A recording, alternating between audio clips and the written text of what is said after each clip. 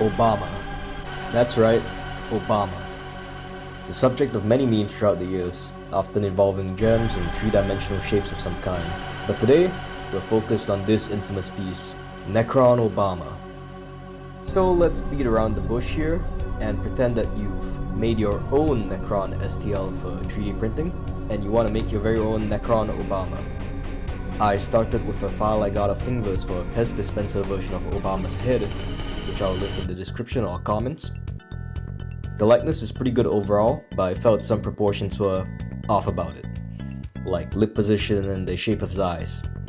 So I began adjusting the model a bit, adding more creases to the hairline and lips for clarity in the final print, since it's gonna be pretty tiny.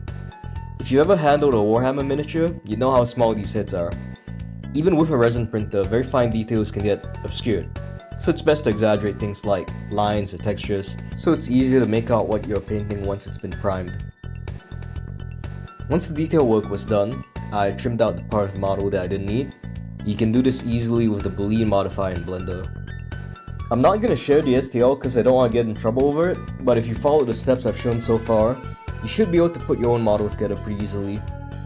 It's good to have a reference STL, but if you don't, you'll just want to scale the head to around 4.8mm wide. The print came out pretty well, but obviously we're going to need to add some color, so I started with a coat of gloss black and a second layer of shiny silver. It's pretty good, doesn't it?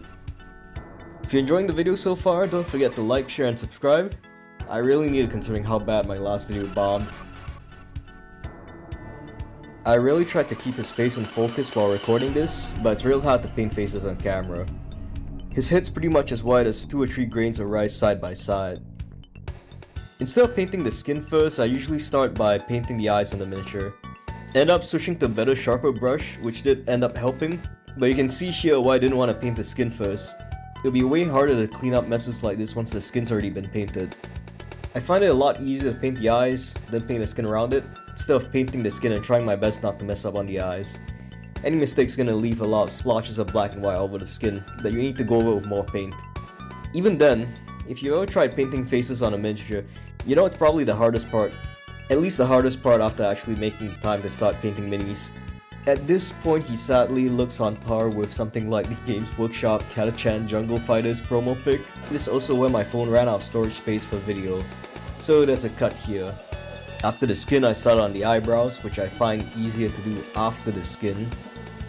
Once again, I'm making a lot of mistakes and spills, but it's nothing that can't be easily corrected. It'll be best not to overspill if possible, but that's easier said than done when painting small things like this. I considered getting one of those sets of magnifying goggles. I think they're called loupes, but for the time being my eyes were enough.